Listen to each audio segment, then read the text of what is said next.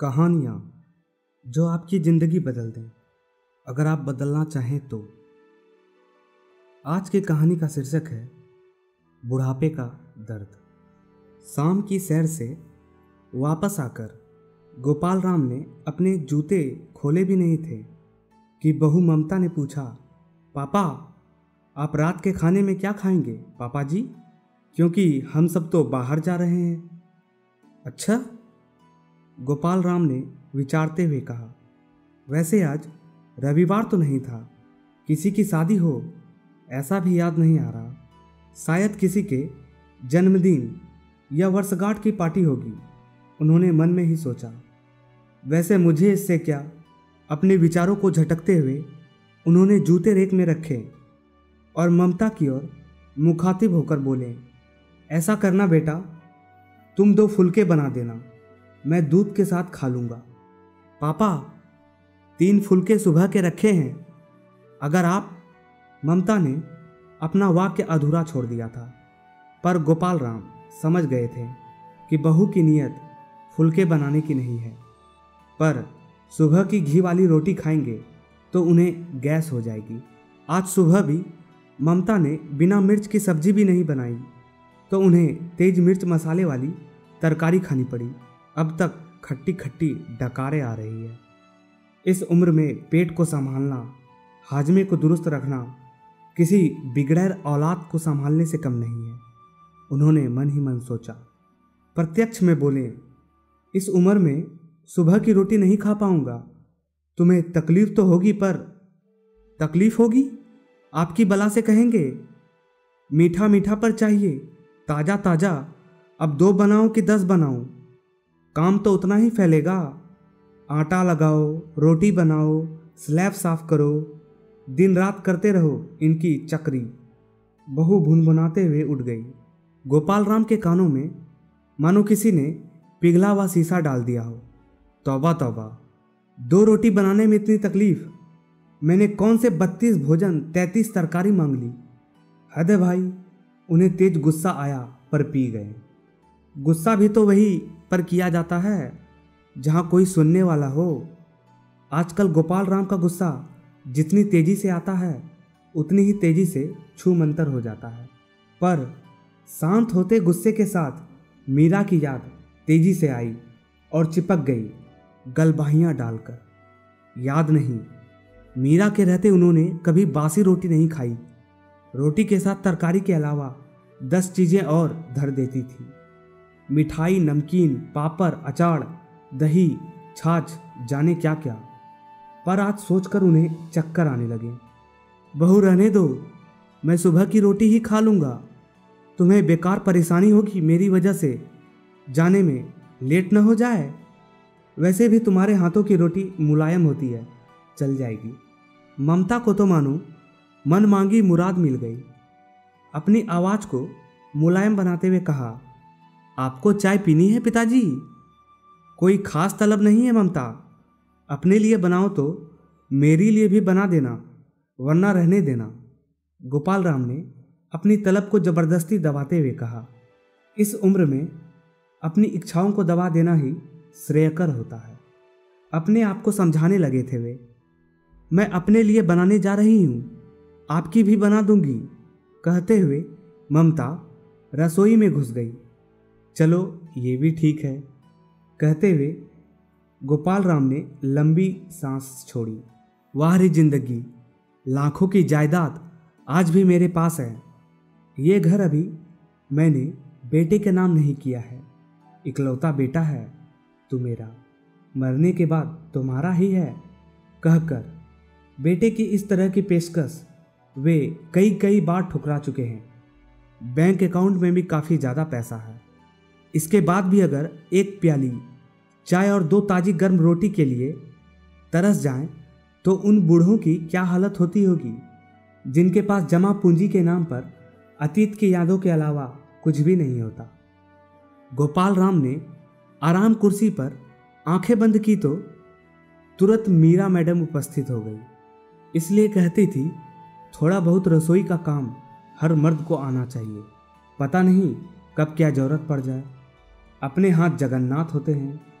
वो हाथों को नचाकर बोली तो गोपाल राम हंस पड़े। आपको हंसी आ रही है? अरे भाई, जरूरत पूछकर तो नहीं आती, कम से कम आदमी को भूखा तो नहीं रहना पड़ता। पर आपने तो चाय बनाना भी नहीं सीखा। उस समय अगर मेरी बात सुन ली होती तो आज यह दिन। मीरा की अधूरी बात का अर्थ और दर्द दोनों को बखूबी समझते थे वो, पर क्या कहें, जो देर से अनुपस्थित हो उनकी बातों का क्या जवाब देते वो। जब से मीरा गई है, गोपाल राम का आधा दिन और पूरी रात इसी तरह की प्रतिध्वनियों से आच्छादित रहती है। गोपाल राम की आंखों से आंसू छलक कर गालों पर लुढ़क गए, मानो मीरा ने अपनी उपस्थिति को जीवंत कर दिया हो। जब तक मीरा थी, गृहस्थी का कोई काम उन्होंने किया हो ऐसा उन्हें याद नहीं। बस आर्थिक पक्ष का ध्यान रखना ही उनकी जिम्मेदारी थी, जिस पर उनकी पकड़ हमेशा ही बड़ी मजबूत रही। उनके कपड़े के व्यापार में सदैव उनका साथ दिया, जिसकी बदौलत घर बनना, बच्चों की पढ़ाई, शादियां सब आराम से संपन्न हो गई और ज़रूरत भर का पैसा आज भी हाथों में है।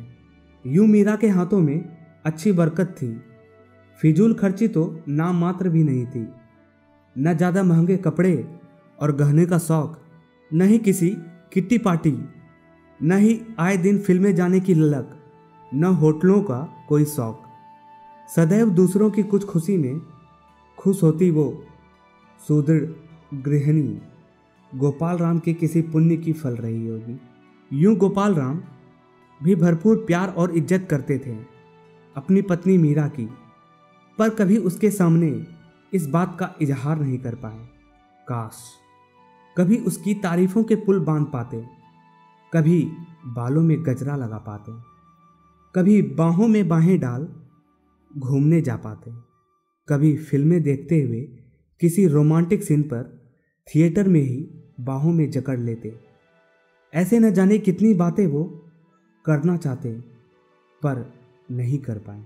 कभी आई लव यू मीरा जैसे अदद 4 शब्द भी नहीं बोल सके। रोजमर्रा की भागम भाग का असर कहे या जिम्मेदारियों के बोझ तले दबे हुए इंसान की मजबूरी, या फिर इसे झिझक नाम दे, पर सच्चाई यही है कि कहने सुनने की बहुत सी बातें मन में धरी की धरी रह गई, जिसकी कसक मीरा के जाने के बाद उन्हें हमेशा महसूस होती रहती। पर अब पछताए क्या होत जब चिड़ियां चुग गई खेत। वे सोचते हैं काश कभी तो मीरा को पास बिठाकर हाथों में हाथ लेकर आई लव यू कहा होता, कभी तो गाड़ी में बिठाकर बेमतलब दूर तक सैर करवा दी होती, कभी शाम के आते हुए खुशबू से लवरेज वैनी ले आते हैं, कभी तो कोई सरप्राइज दे देते हैं, पर नहीं, ऐसा कुछ नहीं कर पाएंगे। यहाँ तक कि माता वैष्णो देवी के दर्शन करवाने के लिए मीरा ने कई बार कहा, पर उनकी ये इच्छा हर साल अगले साल टल जाती और वे इसे कभी पूरी नहीं कर पाए। गृहस्थी और जिम्मेदारियों की चक्की में पिसते हुए कब मीरा की इच्छाएं उसकी मौन साधना में तब्दील हो गई पता ही नहीं चला। जब उनकी शादी हुई, हनीमून जाने का प्रचलन शुरू हो चुका था, पर शर्मीले गोपाल राम ये सुख भी मीरा को नहीं दे पाए। कभी कभी शुरुआती दिनों में मीरा हनीमून पर न ले जाने का मीठा ताना गोपाल राम को देती, पर वे हंसकर कहते, जब भी घूमने जाएंगे तभी हनीमून समझ लेना, प्रेम कभी पुराना नहीं होता। क्या घूमने जाना कौन सी बड़ी बात है, बस जिम्मेदारियों से जरा राहत मिले तो चलें। पर न नौमन तेल हुआ न ही राधा नाची। पहले माता पिता की सेवा, फिर बच्चे, गृहस्थी के सैकड़ों झंझटे के बीच सैर सपाटा मौज मस्ती के लिए अवकाश कहीं था ही नहीं। उन्होंने देखा मुनमुन और गोलू दोनों ट्यूशन से घर लौट आए थे। आते ही बस्ता फेंकें और चढ़ गए गोपाल राम के कंधों पर। दादू चलो नीचे खेलते हैं। बस यही कुछ पल होता है जब बच्चों के साथ वे बच्चा बनकर सब कुछ भूल जाते हैं। इनकी मुस्कुराहट देखकर जिंदगी को 2 पल का सुकून मिलता है। गोपाल राम कुछ कहते हैं इससे पहले बहू की आवाज़ आई, चलो छोड़ो दादू को, आज पार्टी में जाना है, पापा आते ही होंगे, पहले कुछ खा पी लो फिर पार्टी के लिए तैयार हो जाओ। अनुशासित बच्चों की गलबाहियाँ ढीली पड़ गई। वे माँ के पास दौड़ गए। मुनमुन 8 साल की थी तो गोलू 10 साल का। बस इनकी संगत में गोपाल राम सारी व्यथा भूल जाते थे। निश्छल निष्कपट इनकी मुस्कुराहट, मीठी मीठी बातें, छोटी छोटी फरमाइशें मन मोह लेती थी। जब भी इनके साथ होते हैं दुनिया को क्या खुद को भी भूल जाते हैं वे। बच्चों की दुनिया मनोरम होती है, बनावट से दूर एकदम सच्ची। सत्यम शिवम सुंदरम का रूप देखना हो तो कहीं दूर जाने की आवश्यकता नहीं, बस बच्चों को जी भर निहार लो, इनकी मासूमियत को आंखों में भर लो, उनके साथ बच्चे बन जाओ। सारी तनाव, सारी थकान, सारी परेशानियां छूमंतर सोचते हुए गोपाल राम अपनी बालकनी में आ गए। हल्की सी ठंडी हवा ने उनका स्वागत किया तो उन्होंने दोनों हाथों से आपस में लपेट लिया। मीरा मन में फिर उपस्थित थी, अरे मफलर, सॉल कुछ तो लपेट लो, बदन पर आपको ठंड लग जाएगी। फिर न कहना कि बताया नहीं। गोपाल राम हल्के से मुस्कुरा दिए, फिर किसी ढीठ बच्चे की तरह वहीं कुर्सी पर बैठ गए। देखा पवन भी आ गया है। बहू उनकी चाय बालकनी में पकड़ा गई, जिसे वे घूट घूट पी रहे थे। पी क्या रहे थे, बाकायदा निगल रहे थे। न अदरक न इलायची, बस कम चीनी वाली गर्म पानी भरी थी। हाँ, आज बहू के जाने के बाद खुद अपनी चाय बनाऊंगा, अदरक इलायची डालकर, मसाले के साथ अच्छी शक्कर वाली मीठी चाय, और उसी के साथ खा लूँगा 2 रोटी सुबह वाली। रोटी के बारे में सोचकर मुंह का जायका फिर बिगड़ गया, पर कोई उपाय नहीं था। चाय सुड़क कर वे रसोई में कप रखने गए। देखा बहू बेटे के कप पहले से ही धुले हुए हैं। उन्होंने चुपचाप अपना कप धोकर रख दिया। हाय री किस्मत, किसी मर्द को बुढ़ापे में बिना औरत का न रखना, न जीते बनता है न मरते। वो अपनी राय राम लिखने वाली पुस्तक उठाकर फिर बालकनी में आकर बैठ गए। हवा में ठंडक अब और बढ़ गई थी। सब पंछी अपने अपनी नीड की ओर लौट रहे थे। शांत आसमान में बादलों के सफ़ेद टुकड़े इस तरह फैले हुए थे मानो सफ़ेद परियां अपने पंखों को फैलाते हुए नृत्य कर रही हो। अस्ताचल की ओर जाता हुआ सूरज आसमान में अपनी अरुमानिमा बिखेरते हुए धरती से कल फिर आने का वादा करता हुआ मुस्कुरा रहा था। ये सब देखने और महसूस करने की क्रम में उनकी नज़र बालकनी की मुंडेर पर रखी हुई तुलसी पर पड़ी तो लगा झरझर झरते तुलसी के मुरझाए पत्ते अपनी दुर्दशा की शिकायत सीधे सीधे गोपाल राम से कर रहे थे। उन्होंने एक लोटा पानी लाकर तुलसी में डाल दिया और उसे निहारने लगे। 2-4 मिनट बाद ही उन्हें लगा कि तुलसी की मुरझाए चेहरे पर मुस्कान फिर से लौट आई थी, जिसे देखकर उनके चेहरे पर भी स्मित उभर आया था। उन्होंने मन ही मन रोज तुलसी की सार संभाल करने और पानी पिलाने का संकल्प लिया तो एक आत्मसंतुष्टि से वे भर उठे। उन्हें याद आया, मीरा रोज सुबह तुलसी मैया को पानी पिलाती और सांझ के समय तुलसी के बार पर दिया जलाते हुए क्या क्या गाती थी। अब तो संध्या दीपक न भगवान के आगे जलता है न तुलसी जी के बारे पर। जाने कितनी बातें, कितने संस्कार और कितनी परंपराएं हैं जो मीरा के साथ ही इस घर से विदा हो चुकी है। बेचारी बहू ममता भी क्या क्या करे, घरेलू काम, बाजार, बच्चों की देखभाल, किटी पार्टी, रिश्तेदारियां, सहेलियां, एक अनार 100 बीमार। सास थी तो सहारा था। वैसे सुबह बाजार से सौदा, ताज़ा फल सब्जियां गोपाल राम ले आते थे। शाम को गोलू और मुनमुन को पढ़ा भी देते, पर उससे क्या होता है। मीरा, अभी इस घर को और मुझे तुम्हारी बहुत ज़रूरत थी। तुमने तो धोखा दे दिया मुझे। साथ निभाने का वादा तोड़कर मझधार में छोड़कर चली गई ना मुझे। न देखभाल का अवसर दिया न सेवा का। बस 3 दिन बुखार और चली गई। भला ऐसे भी कोई जाता है। गोपाल राम की आंखों में नमी उतर आई थी। बाबूजी कहाँ बैठे हो आप? ठंडी हवा आ रही है। आप बालकनी में बैठे हो? ठंड लग जाएगी, चलिए भीतर। बेटे ने कहा तो वे आज्ञाकारी बच्चे की तरह उठकर भीतर आ गए। बेटा, बहू, पोता, पोती सब पार्टी में जाने को तैयार थे। किसी ने उनसे झूठ मूठ भी साथ चलने के लिए नहीं कहा। भला कबाब में हड्डी किसी को कब पसंद आने लगी। वैसे भी अब उम्र हो चुकी है मेरी। बच्चों की पार्टी में क्या करना है मुझे। अब तो हरि भजन में मन लगाने की बेला है बावरे। गोपाल राम मन ही मन बुदबुदाया। पापा, आप खाना खा लेना और दवाई लेकर सो जाना। ज़्यादा देर तक जागना आपकी सेहत के लिए ठीक नहीं है। हम लोग लेट हो जाएंगे।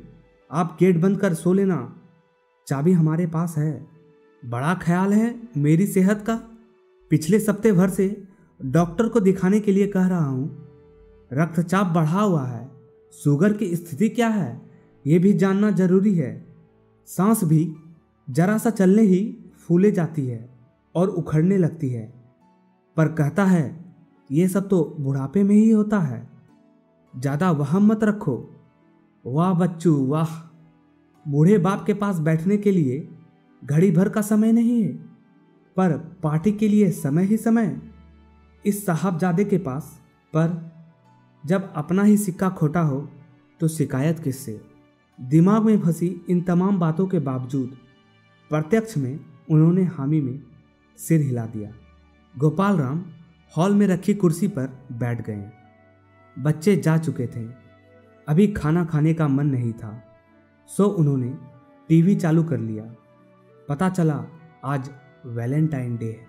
टीवी वाला विज्ञापन बता रहा था आज देश का पूरा युवा वर्ग वैलेंटाइन डे के बुखार में तप रहा है। इसकी चकाचौंध से बाजार अटे पड़े हैं। ग्रीटिंग, बुके, गिफ्ट आइटम सभी की जोरदार बिक्री है। सभी अपने अपने पार्टनर अपने अपने वैलेंटाइन को खुश करने में लगे हुए हैं। आज प्रेम के इजहार का दिन है, प्यार का दिन है, मोहब्बत का दिन है। जश्न की इस रात के लिए लोगों ने क्लबों, होटलों, थिएटरों में खास इंतजाम किए हैं। जगह जगह शानदार पार्टियां चल रही है। डांस, डिस्को का आनंद लेते हुए लोग अपने साथी के साथ थिरक रहे हैं, झूम रहे हैं, दोस्तों के साथ एंजॉय कर रहे हैं। शराब और शबाब भी इस जश्न में अपनी भागीदारी निभाने में लगे हैं। अच्छा, तो यह बात है बेटा बहू। बच्चे सब वैलेंटाइन डे मनाने गए हैं, पर हमारे समय में प्रेम तो होता है, पर पूरी उम्र निकल जाती थी इजहारे मोहब्बत करने में। प्रेम भी तो शादी के बाद ही होता था, वो भी पुरखों के आदेश पर। सोचते हुए गोपाल राम ने ठहाका लगाया।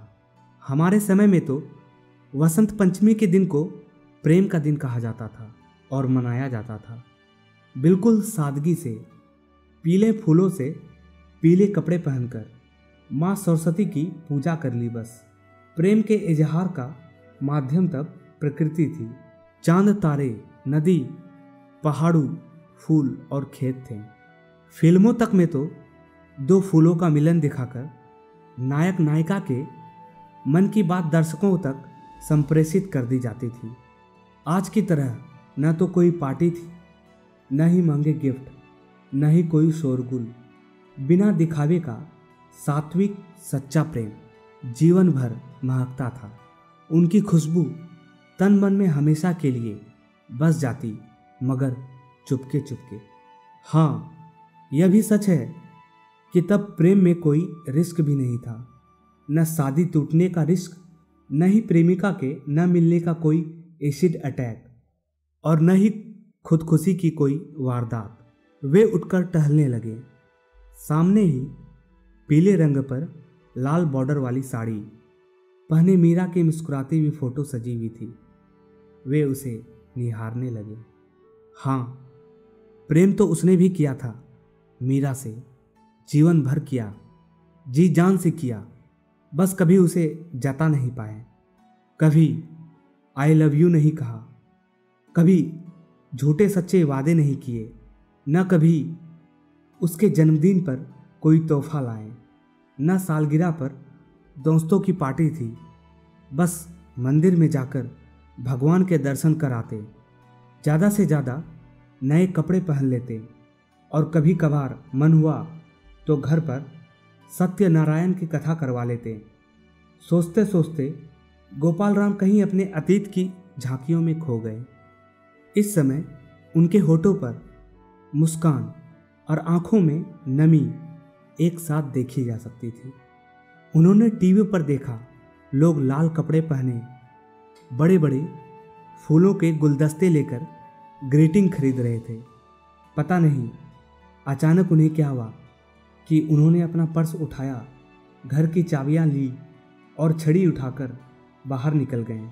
शीत हवाओं ने उनका स्वागत किया तो शरीर में झुरझुरी सी हुई, पर बिना परवाह किए वे पैदल ही आगे बढ़ने लगे। जगमगाता शहर, दौड़ते वाहन, चमकीले लाल परिधान पहने हुए स्त्री पुरुष भागे जा रहे थे, मानो सबकी लॉटरी आज ही निकलने वाली हो। सबके बीच चलते हुए गोपाल राम ऐसे लग रहे थे मानो किसी शानदार फूलों वाले बगीचों के बीच आग का पौधा। इन सबसे बेखबर गोपाल राम का दिल, दिमाग और मन तीनों अपने जीवन के घटनाक्रमों में लगातार उलझ रहा था। बार बार मीरा को याद करते, आंसू पोंछते वे नुक्कड़ तक जा पहुँचे। उनकी सांस अब फूलने लगी थी। नुक्कड़ के आइसक्रीम पार्लर पर अच्छी खासी भीड़ थी, जिसकी जेब होटल क्लब का खर्चा नहीं उठा सकती। वे यहाँ आइसक्रीम, कोल्ड ड्रिंक, कॉफ़ी का मजा ले रहे थे। उखड़ती हुई सांसों के उतार चढ़ाव को महसूस करते हुए वे कहीं पर एक कुर्सी पर विराजमान हो गए। तभी एक बैलून बेचने वाली लड़की ने पुकारा, दादा बैलून लोगे? घर जाना है, बस थोड़े ही बचे हैं। गोपाल राम ने देखा, लगभग 10-12 रंग बिरंगे गुब्बारे थे। गुब्बारे मीरा को खूब पसंद थे। जब बच्चे छोटे थे वो उनके साथ गुब्बारे से खूब खेलती हुई खुद भी बच्ची बन जाती थी। पर अभी वो बैलून लेकर करें क्या? बैलून बेचने वाली की आंखों में सच्चाई और मासूमियत उनका ध्यान खींच रही थी। मीरा जब भी बाहर निकलती 2-4 रुपये की रेजगारी जरूर लेकर निकलती थी, जो ज़रूरतमंदों में बांट देती थी। कभी वो टोकते तो हंसकर कहती, भगवान का शुक्र है, भगवान का शुक्र है कि हमें लेने वालों की नहीं देने वालों की कतार में रखा है। 1-2 रुपये के बदले आपको लाखों की दुआएं मिलती है। फिर इतना सा बचाकर हम कोई महल तो खड़ा कर नहीं पाएंगे। गोपाल राम ने उस लड़की को पूरे 200 रुपये दिए और सारे बलून खरीद लिए। लड़की प्रसन्नता से उनको देखते हुए बैलून देकर उन्हें चली गई, पर जाते जाते भी 3-4 बार मुड़ मुड़कर पीछे देखती रही। गोपाल राम हाथों में पकड़े रंग बिरंगे बैलून निहार रहे थे। आंखों से टप टप टप आंसू बह रहे थे। फिर अचानक जाने उन्हें क्या हुआ, उन्होंने आंसू पोंछे और बीच सड़क पर आ गए।